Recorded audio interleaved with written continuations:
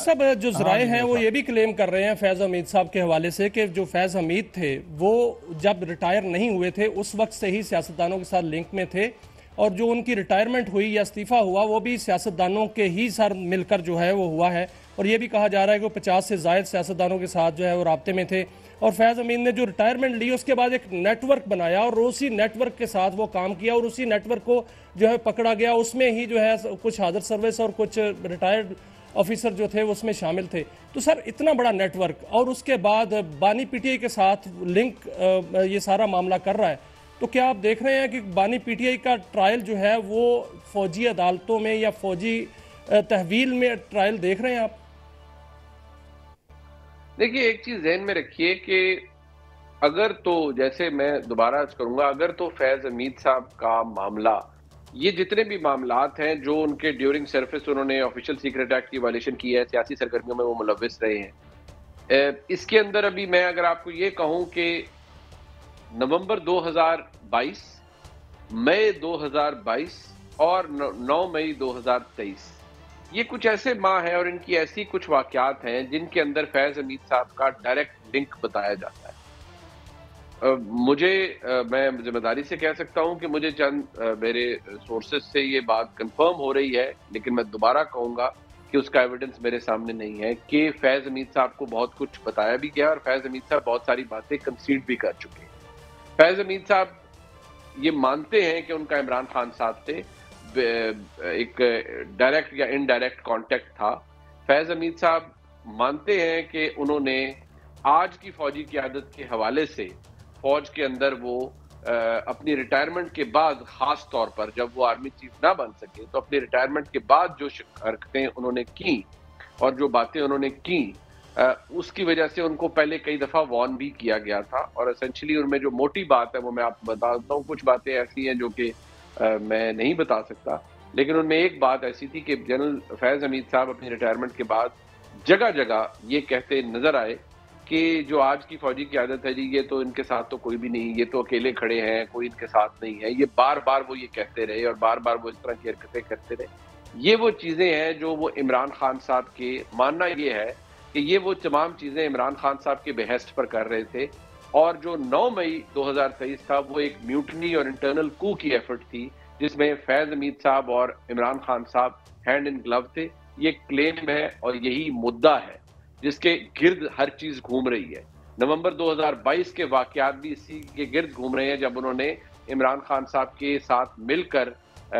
Army chief की appointment के वक्त जनरल आसिम मुनीर साहब की अपॉइंटमेंट को सबोटाज करने के लिए सब कुछ किया। 25 मई 2022 के एहतजाज के अंदर भी बताया जाता है कि फैज हमीद साहब के ताने बाने और लिंक्स मौजूद थे बड़े वाज़ेह तरीके से। अब नाउ द क्वेश्चन इज कि ये कैसे था। 25 मई 2022 को तो फैज हमीद साहब उस वक्त ऑफिस में थे। वो उस वक्त गालिबन उस वक्त तक वो कोर कमांडर पेशावर थे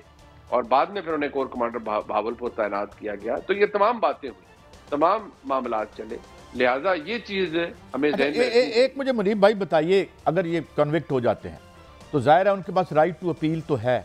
तो इसका मतलब ये है कि वो तमाम शहादतें जिनकी बुनियाद पर यहाँ ये कन्विक्ट हुए हैं वो शहादतें तो फिर आपको सिविलियन कोर्ट में जो हाई कोर्ट में लेके जानी पड़ेंगी। और वहाँ तो मेरे ख्याल में इन कैमरा नहीं होगा, वहाँ पे तो ये चीज़ें मंजर आम पे आएंगी जो ये करते रहे जराइम मुबैना। जी बिल्कुल। जो एविडेंस यहाँ पर जिसकी बेसिस पर उन्हें फील्ड जनरल कोर्ट मार्शल की प्रोसीडिंग्स में सजा होगी, और ये मैं बता सकता हूँ कि सजा फैज हमीद साहब को तो जरूर होगी, तो जो भी सजा होगी और जिस एविडेंस की बेस पर होगी उस फैसले के अंदर तो कम से कम वो एविडेंस रिप्रोड्यूस किया जाएगा। और याद रहे कि इस मामले में फैज हमीद साहब अकेले नहीं है। नहीं, यहाँ एक बड़ी अच्छी बात की आपने कि वो अकेले नहीं है। क्या ये अगर कन्विक्शन होती है और अपहेल्ड होती है तो क्या कोई कल अदालत में जाकर कहेगा कि जो जनरल असद दुरानी ने एतराफ़ किया था सियासतदानों में पैसे बांटने का, क्या सुप्रीम कोर्ट में कोई जाके ये कह सकता है कि अगर इस तरह तस्दीर का अमल फौज ने शुरू किया है जो कि बड़ा खुशाइंद है, तो लिहाजा उनको भी शामिल तफ्तीश किया जाए, जिन्होंने पैसे पकड़े उनको भी कोर्ट मार्शल करें? क्या कोई जाके ये इस्तदा कर सकेगा कोर्ट में इस फैसले के बाद? काजी साहब, वो तो आज भी इस वक्त भी किसी ने नहीं रोका है फौज में ये जो अमल है अकाउंटेबिलिटी का, ये तो खैर इनका चलता रहता है, लेकिन मैं हैरान हूं कि अभी तक उस मामले के ऊपर कोई तादीबी कार्रवाई क्यों नहीं की गई। अगर असद दुरानी साहब ने किया था या कुछ और लोगों ने किया था, जिस वक्त भी नहीं, किया बल्कि था, वो जो थे बैंक के हेड थे जिन्होंने रकम तकसीम की थी, वो अदालत में आके उन्होंने बताया था इतने करोड़ मियां नवाज शरीफ साहब को दिए, इतने उसको दिए, मोहतरमा आबदा साहिबा जो थी उनको दिए। ये तो सारा रिकॉर्ड केस है। एग्जैक्टली। तो वो तो उस वक्त भी किसी ने नहीं रोका था, तो वो तो अगर किसी को चाहिए उसके लिए फैज हमीद साहब के ट्रायल का इंतजार करने की तो जरूरत ही नहीं है। लेकिन मेरे ख्याल में बहुत सारी चीजें शायद वक्त की कैद में होती हैं, वो शायद अब उसको बायगॉन की तरह तौर पर लिया जा रहा है। आज जो सिचुएशन इन हैंड है वो फैज हमीद साहब की है, और याद रहे कि फैज हमीद साहब के खाते में जो कुछ डला हुआ है वो अनप्रेसिडेंटेड है। काजी साहब, पहले भी ठीक है, देखिए खींचातानी छोटी मोटी तो इंसानी फितरत है, हर किसी का दिल करता है कि वो आर्मी चीफ बने, हर किसी का दिल करता है कि उसको फौज की कमांड मिले, और जितने भी 3 स्टार्स होते हैं जो लीग में चले जाते हैं, उसके लिए अनफेयर इस तरह का जाना, इस तरह वो तो गलत है, बिल्कुल गलत बात है। लेकिन जो वो किया गया है उसके बारे में देखिए, 2 काम बड़े ही तबाहकुन हुए हैं। एक, अगर मैं आपको बता सकूं कि नवंबर 2022 में क्या हुआ और नवंबर 2022 के अंदर कौन कौन से प्लेयर, ये तो अभी जनरल आसिम मुनीर साहब की अपॉइंटमेंट से 10 दिन 15 दिन पहले मैं बहसियत सहाफी बहुत सारी चीजों से बाखबर था जो कुछ चल रहा था। और यकीन मानिए कि 4 दिसंबर 2022 को मैंने द न्यूज के लिए एक स्टोरी की, जिसमें मैंने उस वक्त लिखा था कि जनरल आसिम मुनीर साहब की अपॉइंटमेंट से पहले कुछ ताकतवर लोगों का एक इकट्ठ हुआ था, जिसमें ये बातें की गई थी, और वो रिकॉर्ड के ऊपर है पीस, वो 4 दिसंबर 2022 में शाया हुआ द न्यूज के फ्रंट पेज पे, जिसमें मैंने एक कोट किया था कि उन ताकतवर लोगों में से किसी एक ने ये कहा कि अगर जनरल आसिम मुनीर साहब पाकिस्तान के आर्मी चीफ बन गए तो जो कुछ स्टेक पे है, तो एक 3 स्टार जनरल का कोर्ट मार्शल होने से कोई नहीं रोक सकता। ये मैंने 2022 में लिखा। यानी अगर मैं दोबारा दोहराता हूं, यानी अगर ये बन जाते हैं, यानी अगर ये बन जाते तो फिर किसी ये अच्छा, मतलब ये होना था, ये बात हुई जी। वो अच्छा, इसलिए वो मैंने लिखा था कि उसकी पॉसिबिलिटी रूल आउट नहीं की जा सकती एक 3 स्टार जनरल की कोर्ट मार्शल की, और वो 3 स्टार जनरल मैंने नाम नहीं लिया था, लेकिन वो जनरल फैज हमीद साहब थे। बिकॉज बहसियत सहाफी मैं ये आपके सामने अर्ज कर रहा हूं कि मैं जानता था कि फैज हमीद साहब उस वक्त क्या कर रहे थे। अच्छा, एक और ये मैं एक शॉट सुनवाता हूँ आपको, ख्वाजा आसिफ साहब का, जो हमारे वजीर दिफा है, सुनाइए जी।